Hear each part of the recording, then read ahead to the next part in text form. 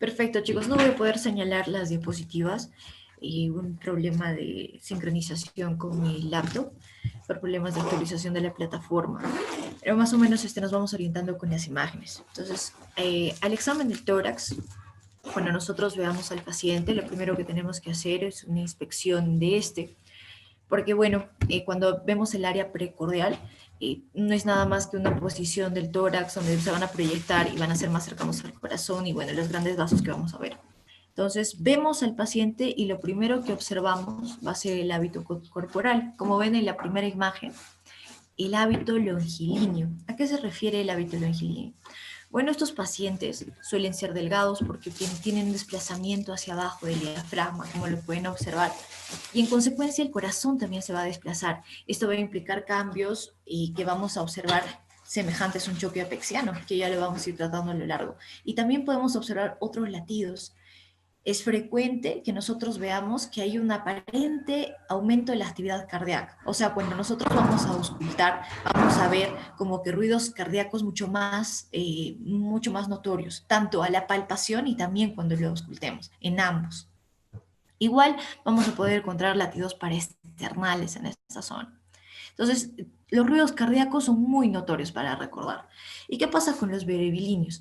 También encontramos dentro del hábito corporal pacientes que son pues más o menos de un hábito constitucional gorditos, obesos. Y estos generalmente suelen ser brevilíneos porque tienen una espalda y una columna vertebral que es demasiado recta y que ésta se va encorvando en un futuro, que también pueden cursar con cifoescoliosis grave, como lo ven al contrario. Pero específicamente hablando de un paciente brevilíneo, lo que vamos a ver es todo lo contrario a un longilíneo. O sea, el choque va a estar disminuido, los ruidos cardíacos no van a ser muy notorios y casi siempre colindan con un cierto grado de obesidad. Eso al momento de nosotros realizar la palpación, la auscultación.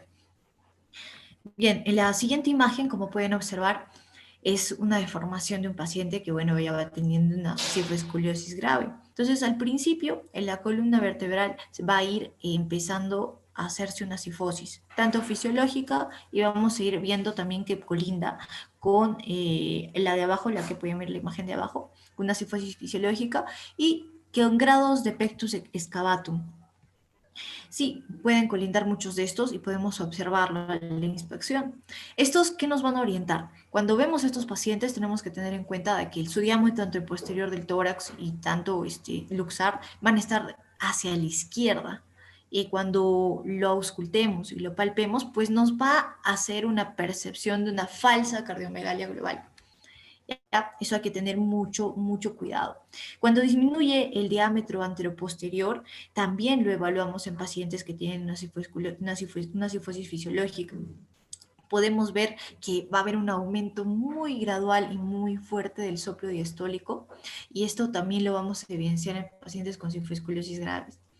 Ahora, ¿qué pasa con los pacientes que tienen un tórax en tonel? Bueno, los pacientes que tienen un tórax en tonel van a tener un mayor desdoblamiento del fisiológico del segundo ruido cardíaco, y eso a la auscultación hay que tenerlo muy en cuenta.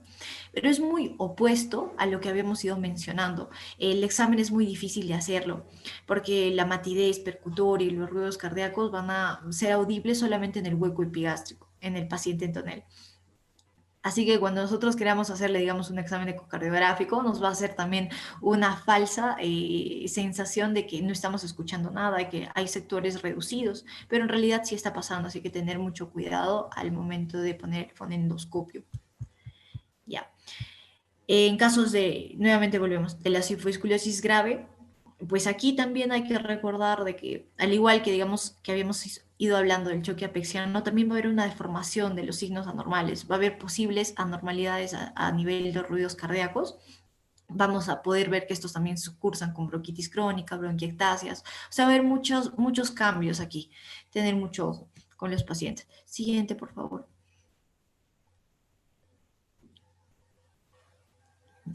Correcto, entonces la imagen que vemos ahí es una paciente que ha tenido una mastectomía radical por cáncer.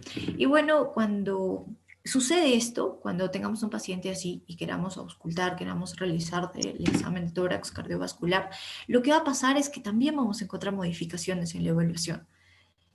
Cuando hay una amplia resección de la mama, por ejemplo, aquí es bastante, es toda, es total, y también se ha eliminado todo el tejido celular cutáneo, los músculos pectorales que están cerca acá al corazón, pues bueno, entonces observamos que no se puede exagerar mucho el diafragma. Vamos a ver que hay una hipertrofia ventricular izquierda. Incluso podemos encontrar una hipertrofia de ambos ventrículos. ¿Y qué nos va a dar? Pues podemos observar un diagnóstico falso de una hipertrofia ventricular izquierda. Al EKG podemos encontrar voltajes precordiales y nos va a dar una percepción al momento de auscultar de, bueno, que los latidos están muy exagerados, sobre todo los precordiales. Y aquí nosotros tenemos que recordar frente a todo esto, es cuando realicemos también, ojo, esto solamente, en la primera parte es solamente la mastectomía radical. Ahora, cuando hacemos una inspección, una palpación, también es útil saber que hay un dolor de pecho, porque con frecuencia este va a hacer, nos va a dar una sensación de que hay algias precordiales que se van a diferenciar de un dolor isquémico miocárdico, hay que tener muy en cuenta esto. Es decir, hay en sentido estricto un dolor anginoso. Y esto es lo que tienen que recordar que es el síndrome de Tiest, porque a pesar de que es muy raro este síndrome, a pesar de que se compara a otros tipos de dolor, en este vamos a ver una tumefacción dolorosa que va a colindar también con otros signos de flegosis, tanto del segundo y a veces también del tercer cartílago costal izquierdo. Ya, eso para decorar. También hay que recordar que hay diferencias algias, hay que diferenciar tanto las algias precordiales de dolores isquémicos coronarios, que van a ser diferentes. Ahora vamos a ir viendo todo eso, no se preocupen. Siguiente, por favor. Ya, ahora entramos netamente a la auscultación. Dentro de la auscultación y la palpación, bueno, propiamente hablando, vamos a ver primero los latidos precordiales. Estos pueden ser localizados o difusos, y estos se llaman los universales del tórax. Lo vemos que hay una propulsión sincrónica con el pulso que puede ir tanto, que puede ser positivo o puede ser negativo. ¿Cuándo va a ser positivo? Cuando van hacia afuera. Cuando es negativo, cuando es lo inverso, cuando hay una retracción sistólica, va hacia adentro. Entonces, si nosotros hablamos de un punto de vista físico, las vibraciones van a ser de muy baja frecuencia, como lo vemos acá, la flechita para recordar, porque las frecuencias cuando nosotros lo auscultemos, igual la frecuencia y las vibraciones van a ir disminuidas. Vamos a poder diferenciarlo de una palpación simple.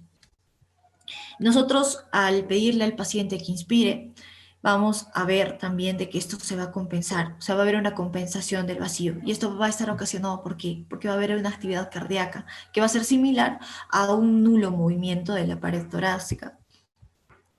Esto va a estar compensado también cuando veamos que hay retorno venoso. Entonces, se genera una alteración. Y esta alteración va a provocar un rápido vaciado porque se produce una segregación tanto de las catecolaminas, que van a producir un esfuerzo, que van a ser producto del esfuerzo, de la emoción en la cual va a realizar el paciente cuando le digas que realice la inspiración. Vamos a ver que hay una buena elasticidad. Esto va a ser más observable en individuos como nosotros, jóvenes, y va a haber un menor grosor en pacientes que, bueno, sean más delgados o podemos encontrarlo en la infancia, una mayor cercanía. Entonces estas alteraciones se van a producir a nivel del rápido vaciado. Fuera de estas circunstancias, en individuos sanos podemos ver un latido vecino a la punta del corazón. Bueno, por otra parte, debe percibirse a lo largo, digamos, de el examen que nosotros vayamos realizando y concomitante con el choque de punta. Siguiente, por favor. Ya, entonces ahora vamos a hablar de los latidos localizados y aquí hablamos del choque apexiano. Cuando nosotros tenemos un paciente, nosotros lo primero que tenemos que hacer es pedirle que se ponga en una posición de cúbito dorsal, o sea, echado sobre la cama. Esta posición nos va a permitir que la respuesta fisiológica, el retorno venoso, tanto del corazón y la proyección que tenga este, pues sea mucho más fácil para nosotros poder ver una inspección, una palpación y una auscultación. Ojo, cuando hagamos la palpación, la auscultación y la percusión, nosotros vamos a pedir al paciente de que se pueda sentar. Si es que este no puede, bueno, ya vamos a revisarlo de manera echada, ¿no? Que cuando esté en decúbito dorsal. Pero si es que no, lo más recomendable es que se pueda sentar o parar, ¿no? Cuando se siente, esto, los frémitos vocales van a ir disminuyendo un poco por la misma tensión que se ha ocasionado. Y ahí es donde nosotros vamos a empezar a realizar el examen completo. Ahora, a nuestro paciente que estaba en decúbito dorsal, pedimos que se lateralice. ¿Y esto para qué? Para poder observar el choque apexiano. Principalmente, cuando iniciamos en decúbito dorsal, vamos a sentir en la palpación, y esto en un adulto sano, vamos a verlo y vamos a poderlo palparlo. ¿En dónde? En el quinto espacio intercostal izquierdo. Eso sí, que lo tengan muy en cuenta. Y esto va a estar dentro de la línea clavicular, que ya, bueno, ya les he explicado esa parte, Emilia, pero solamente para hacer un recordar. Y si lo que tienen que recordar sí o sí es que está en el quinto espacio intercostal izquierdo. Y esto no va a sobrepasar los 20 milímetros de diámetro.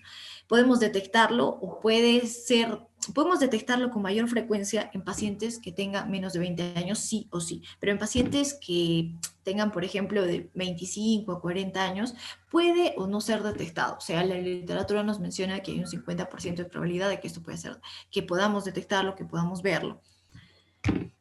Bien, este latido que vamos a sentir, que vamos a escuchar, bueno, lo va a depender de dos movimientos, tanto el endurecimiento y las vibraciones valvulares que se van a dar.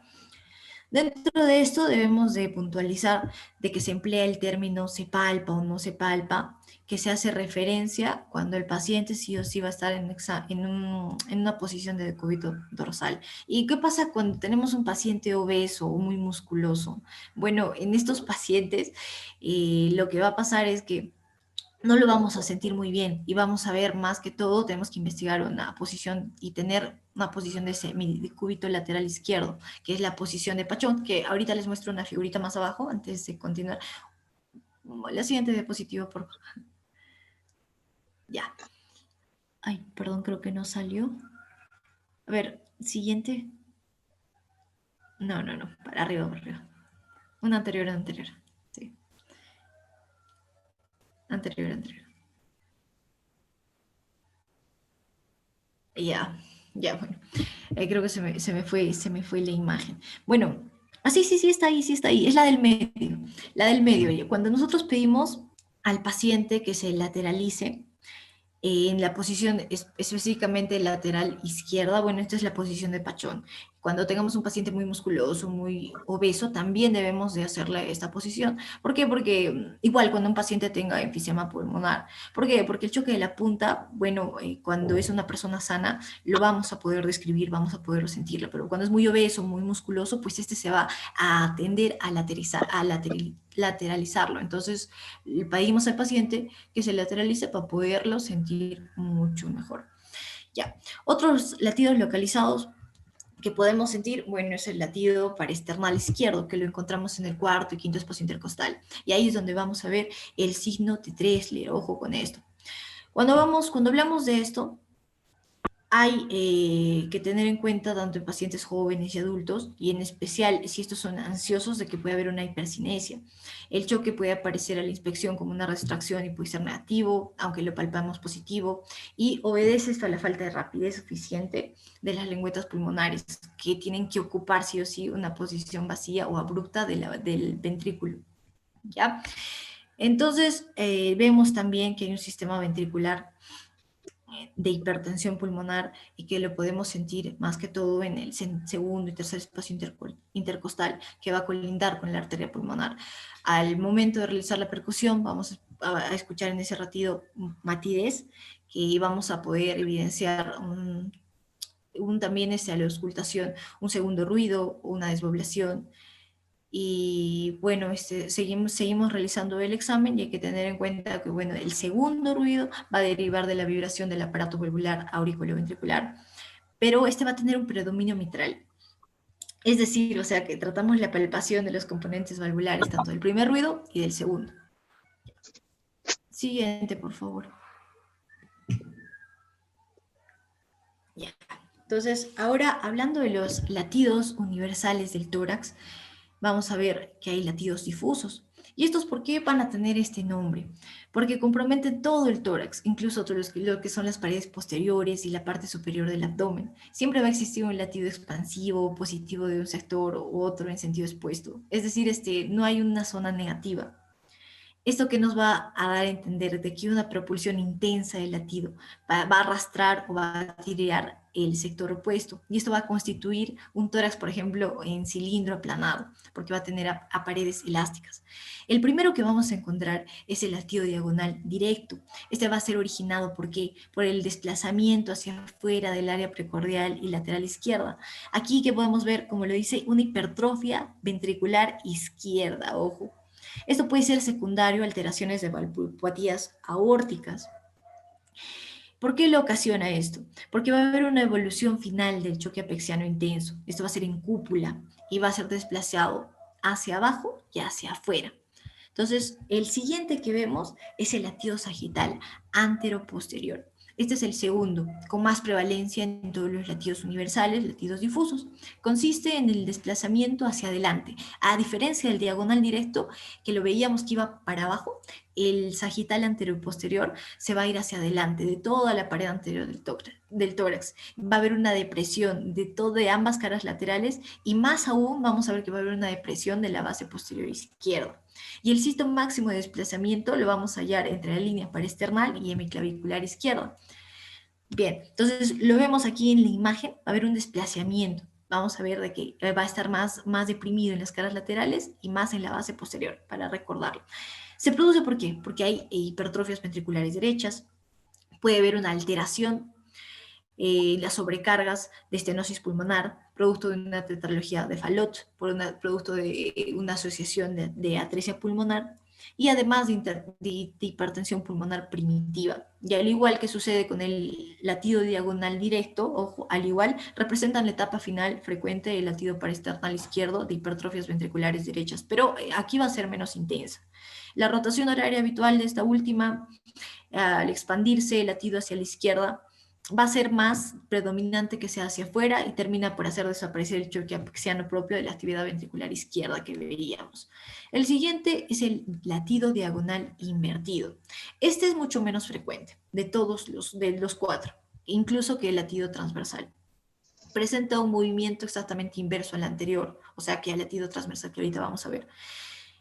Porque en el latido transversal lo que va a pasar es que en este va a ser más es como que la variedad más común y se denomina también el latido universal en balancín, porque va a tener un aspecto que se produce el ascenso sistólico de la balanza del hemitórax derecho y tanto la pared abdominal adyacente. Entonces aquí lo que va a haber en el latido transversal, ojo antes de pasar al latido diagonal invertido para que no se confundan, es que va a haber aquí un balance del hemitórax derecho y la pared abdominal adyacente, por eso que se conoce como el balancín. Y va a haber un descenso del hemitórax izquierdo cuando observamos los pies del enfermo. Allí vemos en la imagen, va a haber un desplazamiento hacia la izquierda. Va a haber una expansión hepática, como lo vemos, y esto va a ser ocasionado porque va a haber un intenso reflujo sanguíneo que va a ser derivado de la insuficiencia tricuspidia orgánica o funcional, que va a colindar con una fibrilación auricular. ¿Ya? Entonces, esto pasa diferente en el latido diagonal invertido. Es todo lo contrario. En el latido diagonal invertido, la primera causa es el aneurisma de la aorta suprasigmoidea. Aquí no va a haber un desplazamiento hacia abajo, ni hacia la izquierda, ni mucho menos del hepático, solo que va a colindar con una insuficiencia valvular aórtica asociada, que puede ser originado de origen luteico. Y lo que vemos es que sí va a obedecer una expansión de una megaurícula sistólica. O sea, acá lo que tenemos que recordar es la palabra megaurícula sistólica, porque colinda con este latido diagonal invertido. También podemos encontrar fibrilación auricular, también regurgitación sistólica ventricular por una insuficiencia mitral, tanto derecha hacia atrás. Pero lo más frecuente, megaurícula izquierda. Siguiente, por favor.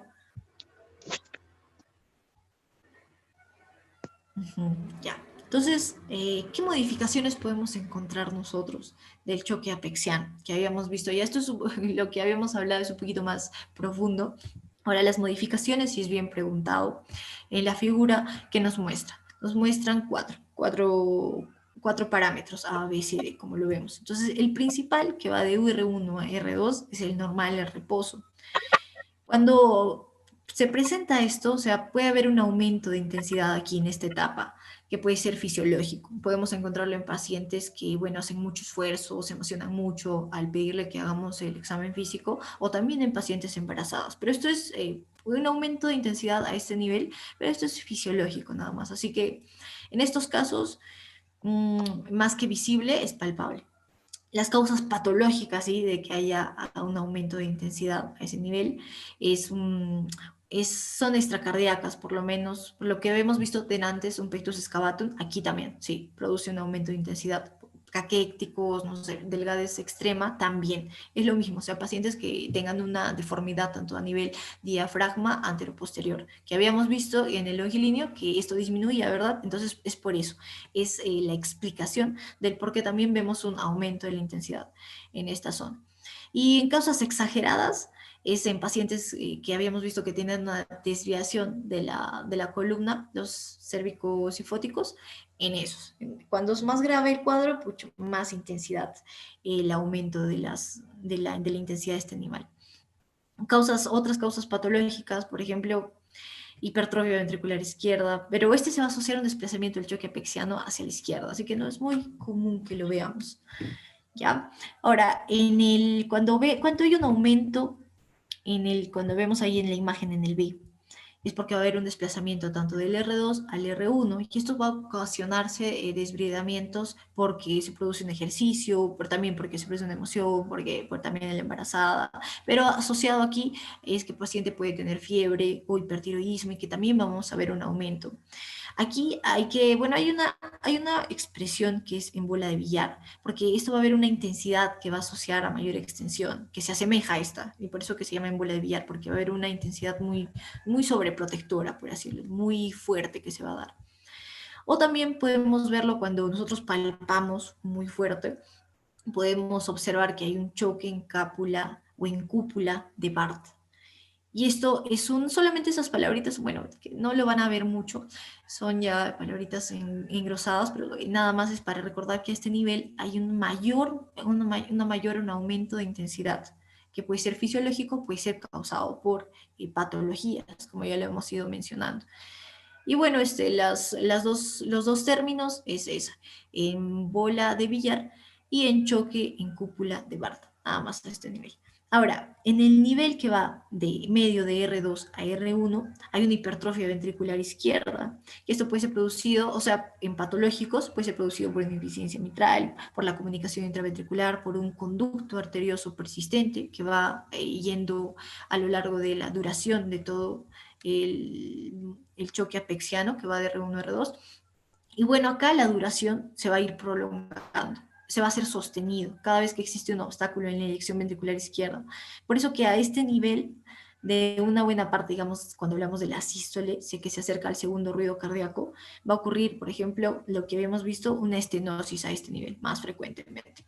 A la hipertrofia ventricular lo encontramos más que por un desplazamiento, que más que por la duración. Es más intenso, sí, y se observa a nivel del frémito vocal. En la D hay una hipertrofia ventricular izquierda que puede ser producido por una enfermedad aórtica, insuficiencia aórtica crónica grave o hipertensión arterial grave. Ya. Cuando en este nivel se produce un desplazamiento que se produce por causas extracardíacas o patologías que ya les he seguido mencionando, bueno, lo primero que vamos a pensar en este nivel es que hay afecciones pulmonares y pleurales y también incluso elevaciones diafragmáticas. ¿Va? Pero lo más frecuente es lo que está aquí. El siguiente, por favor.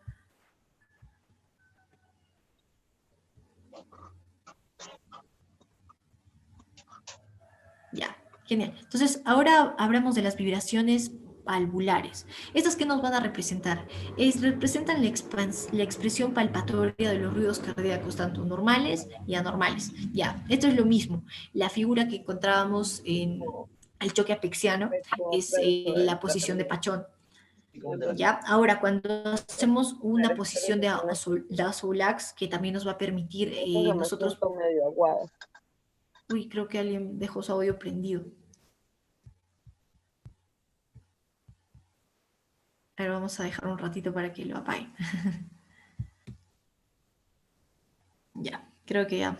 Ya dejé. Ya, correcto. Entonces, cuando hablamos de las vibraciones valvulares, que nos van a representar la máxima expresión palpatoria, tanto de ruidos cardíacos normales y anormales, pedimos al paciente, tenemos al paciente que tenemos que pedirle que se ponga en dos posiciones. Primero, de cúbito lateral izquierdo, que ya lo habíamos visto, la posición de Pachón. Y ahora, la posición de Seulax, que esa es la nueva que ven que en la figurita de abajo. En este, el paciente va a estar en decúbito dorsal. Pero vamos a pedir que extienda sus piernas y las levante en una posición de 45 grados, como lo ven aquí. Está extendiendo las piernas, levanta en una posición de 45 grados y luego que extienda sus manos y lo eleve al máximo posible. ¿Y esto por qué? O sea, ¿por qué le pedimos al paciente de que haga esto y queremos evaluar vibraciones valvulares? Lo que pasa es que nos va a permitir observar, escuchar una vibración mucho más potente, tanto del primer ruido y del segundo ruido. Y sobre todo en esta proposición de Soulax, lo que pasa es que va a haber un retorno venoso mucho más fuerte. Va a caer de abajo, por eso que pedimos que eleve las extremidades superiores primero para que haya un retorno y pedimos que eleve las extremidades inferiores para que ese retorno sea concomitante y convaleciente, o sea, y colinden en un punto y que nos permita escuchar con mayor intensidad. Ahora, cuando vayamos a palpar en la imagen que está aquí a la derecha de la manito que está palpando, antes de irnos a la auscultación, ya cuando vayamos a palparlo, vamos a ver que el primer ruido mayormente lo vamos a sentir en el área apexiana, que va a estar formada por el choque de la punta, que ya lo hemos, bien, que la hemos ido visto. Pero esto va a haber una modificación, tanto en niños y adolescentes, pero incluso podemos encontrar un bajo porcentaje, pero sí se encuentra en adultos jóvenes que tengan un tórax delgado. Casi todos los tórax delgados tienen un aumento de la intensidad, ¿verdad? Pero aquí también vamos a poder permitir, nos va a poder permitir palpar las vibraciones que están generadas por el cierre sigmoideo, tanto en el segundo y a veces también en el tercer espacio intercostal izquierdo, ¿ya? Y es más fuerte en estas personas, niños, adolescentes y adultos jóvenes, incluso en pacientes que tengan fiebre, hipertiroidismo, fístulas arteriovenosas, también vamos a palpar más nítido incluso que niños que jóvenes. Y bueno, las vibraciones apexianas, tanto del primer ruido como la del segundo, en el sitio que hemos estado mencionando, también van a colindar y vamos a poder ver una estenosis mitral, vibraciones del primer ruido, que se van a palpar bien y se van a ir modificando, pero no tanto como las que hemos visto en el choque apexiano. Ahora, lo de la figurita que está al lado, que dice A, B, eso quiere decir para que ustedes vean cómo van las valvas, o sea, se abren y se cierran. Y es donde nosotros vamos a poder escuchar las vibraciones del primer y segundo ruido. O sea, las vibraciones de primer ruido, tanto palparlas y escucharlas, vamos a ver que son apexianas. Se producen porque va a haber un cierre sigmoideo tanto en el segundo y en el tercer espacio intercostal, que van a estar vecinos al esternón. Y el segundo ruido, bueno, el segundo ruido es en el espacio intercostal derecho, también vestido al esternón, pero más frecuente que escuchemos, que palpemos, valvulopatías. Y cuando hablemos específicamente de válvulas protésicas, también pueden producir vibraciones palpables que coinciden tanto con la apertura y con el cierre de los dispositivos, digamos, que tenga el paciente, ¿no? Porque algunos nos vienen con dispositivos que les ayudan a a manejar su insuficiencia cardíaca. Entonces, en estos, cuando veamos estos tipos de pacientes, porque ojo, esto no está aquí, pero también vamos a ver, aunque no es muy frecuente, pero sí, aquí estos vamos a ver que tienen una válvula protésica. Sí suelen producir vibraciones, pueden ser palpables, que coinciden tanto con la apertura y con el cierre de estos dispositivos. Y aquí estas prótesis mitrales van a generar vibraciones tanto del cierre del primer ruido y de la apertura del segundo, y concomitantes. Y la órtica, sobre todo, va a producir vibraciones palpables en la base por la cierre que tiene, y va a corresponder con el segundo ruido. Ya, entonces, siguiente, por favor. Ya. Ahora, ya estamos terminando esta parte y tenemos que hablar también de los frémitos. Los frémitos representan la expresión palpatoria de los soplos. Van a ser intensos o acústicamente graves. Entonces tenemos los frémitos sistólicos, frémitos diastólicos. Son las vibraciones de la pared torácica de una mayor cantidad de ciclos por segundo que las que originan los ruidos intensos. ¿Ya? Van a representar la máxima expresión, como lo habíamos visto, la máxima expresión palpatoria. La palpación con la mano, aún con las áreas más sensibles, como los palpejos de los dedos que nosotros hagamos, o con las articulaciones interfalángicas, pues no va a tener mucha sensibilidad del oído para percibir vibraciones de alta frecuencia. Específicamente hablando de los frémitos diastólicos y sistólicos, cuando encontramos en este medio cistodiastólicos, porque hay cistodiastólicos tanto continuos y acontinuos, esto son menos intensos y son menos palpables en una apnea post-expiratoria y más aún en posiciones que son para más como lo que hemos visto la posición de Pachón o posiciones que vamos a poder palpar lo que son las mitrales como la de Azulay, que es el paciente con, que habíamos visto más adelante, los pacientes con brazos levantados y piernas levantadas, y esto también nos va a ayudar también a diferenciar los frémitos. Ya, entonces aquí el frémito sistólico lo que va a hacer un cambio, en tanto en dirección A continua y continua. Lo que vemos en la imagen se va a proyectar tanto al primer, al segundo, al tercer, al cuarto y al quinto foco de auscultación. Ahorita lo vemos con más detalle esto de aquí.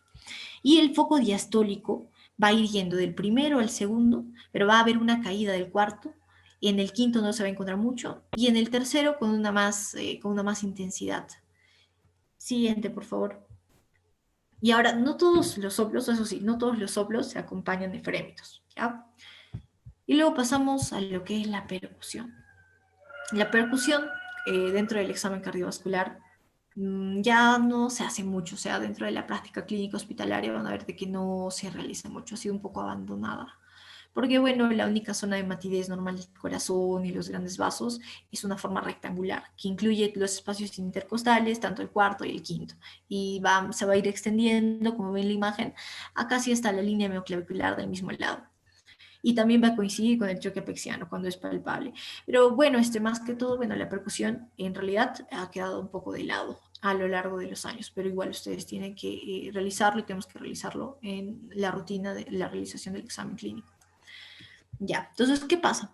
Cuando percutimos y encontramos que hay una zona de matidez anormal, entonces nos está dando a entender de que hay patología.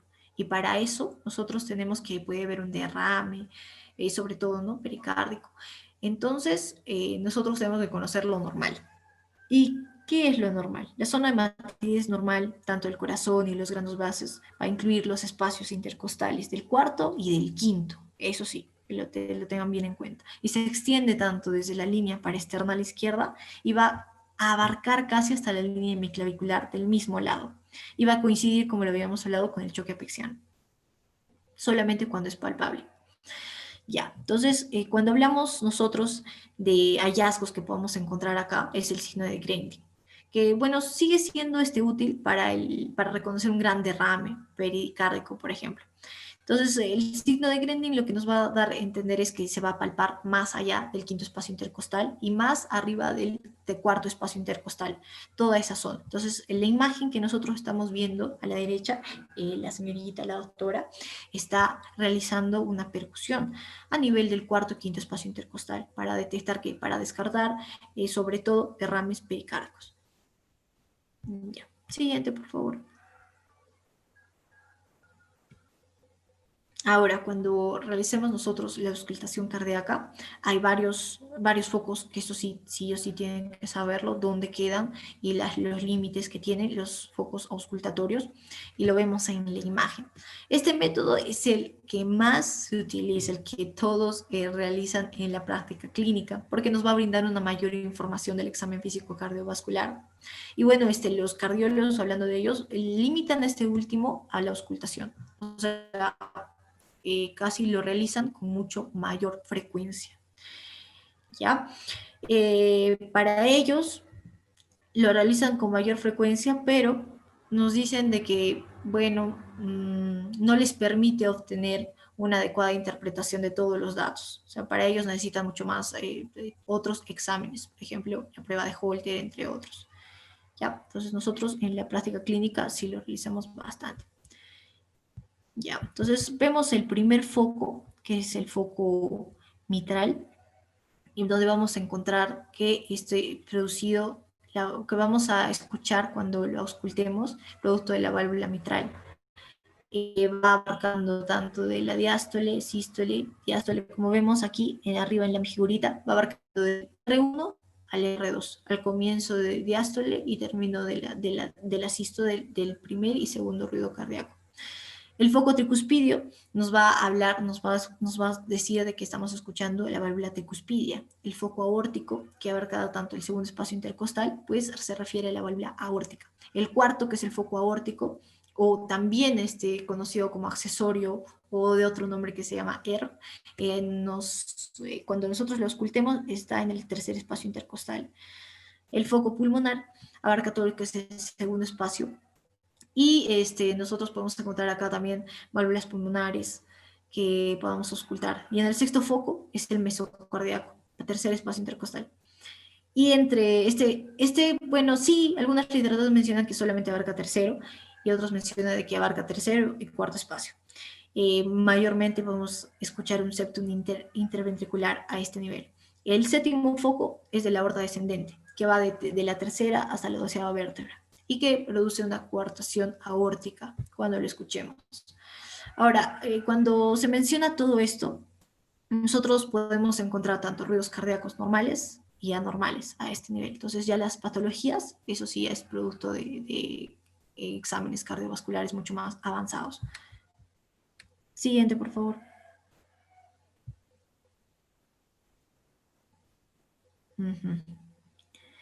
Ya, a este nivel, cuando escuchamos el primer ruido cardíaco, inicia la sístole ventricular y demora un tiempo de 0.08 y 0.16 segundos. El segundo ruido cardíaco es mucho más breve que el primero, es mucho más agudo y dura de 0.08 también a 0.16 segundos, donde vamos a encontrar que hay una mayor intensidad en el primer ruido cardíaco. El tercer ruido cardíaco, que es el diastólico, tiene una frecuencia mucho más baja. Es causado porque se llena bruscamente el ventrículo, porque hay una velocidad de flujo mucho más aumentada, mucho más corriente, y lo que va a producir de que el volumen de sangre esté aumentado, incrementado. Y el cuarto ruido cardíaco es un ruido perisistólico. Se va a escuchar antes que el primero. Es normal y se debe a la vibración que se produce por la contracción auricular contra un ventrículo que es poco dispensable. Generalmente esto es en el derecho y es muy bajo y se escucha mejor, mucho mejor en el ápex. Siguiente, por favor.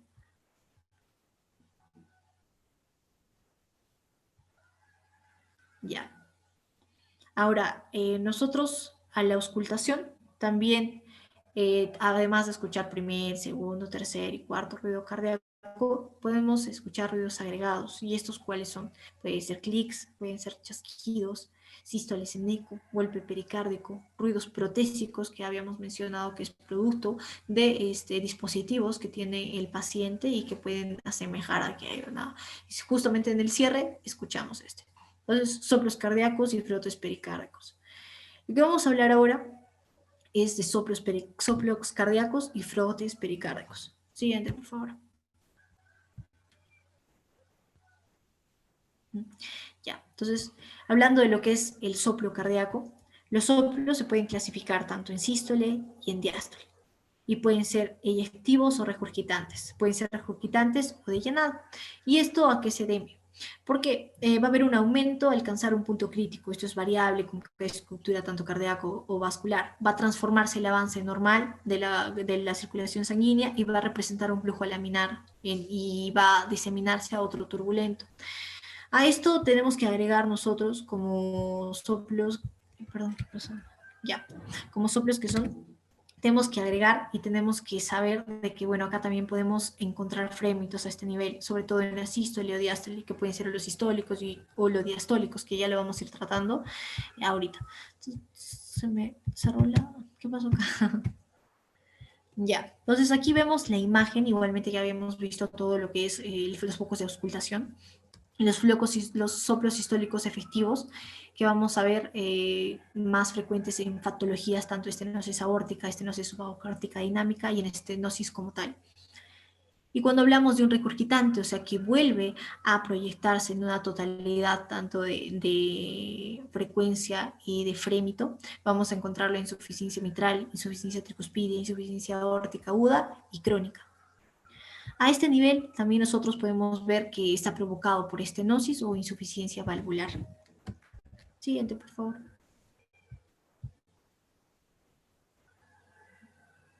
Ya. Ahora, estos son fenómenos acústicos soplantes, ásperos o rudos, que van a estar comparados. ¿Con qué lo podemos comparar cuando realicemos la auscultación? ¿Han escuchado el crujir del cuero?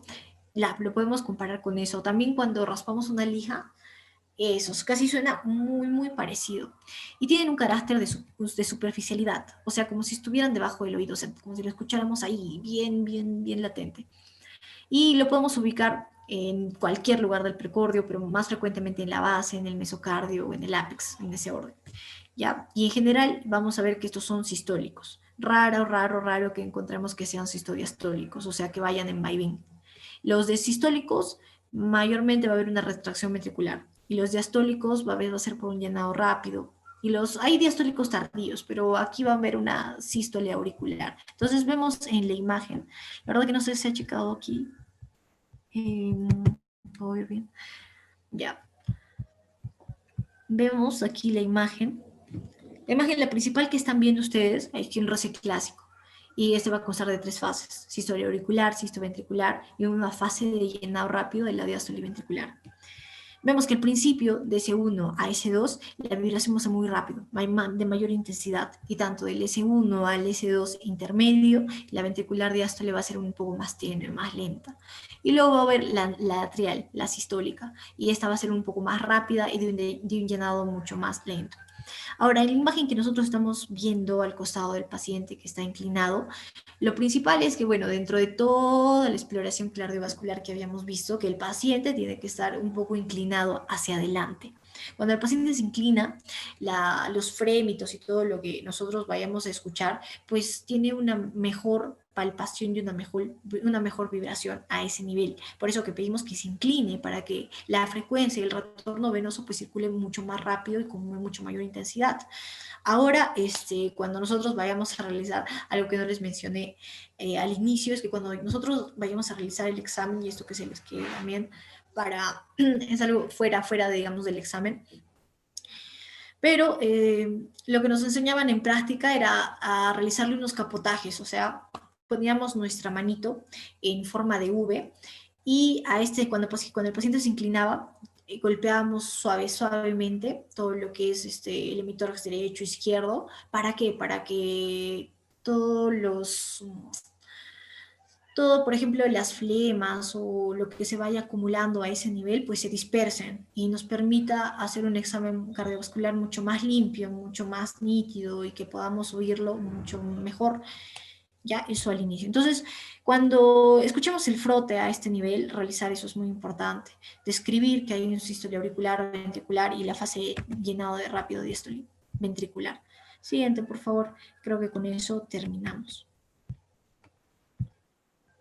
Sí, ya con eso hemos culminado. Como les mencionaba anteriormente, esta es la segunda parte, porque casi la manera genérica o la más importante del aparato circulatorio número 1, donde la han entendido seguramente mucho mejor, porque el aparato circulatorio número 2, pues es un poquito más palabras técnicas, cositas que hemos ido viendo, ¿no? Bueno, chicos, tenemos 3 redes sociales acá, tanto Medicina.datos Plus, Legión Médica y Doctora Yang. En Medicina.datos Plus pueden encontrar todo lo que es TikToks médicos en los cuales se van a divertir mucho y van a poder pasar su tiempo, un poquito de lo que están estresados, pues divertirse en eso. Y también van a poder encontrar resúmenes adicionales sobre estos temas, sobre otros. Entonces, es que es un poquito complicado de entenderlo, pero lo más importante, como les mencionaba, hacer un examen cardiovascular bueno, los focos auscultatorios, eso sí, que lo van a saber y que les van a preguntar siempre, la localización y que escuchan a ese nivel.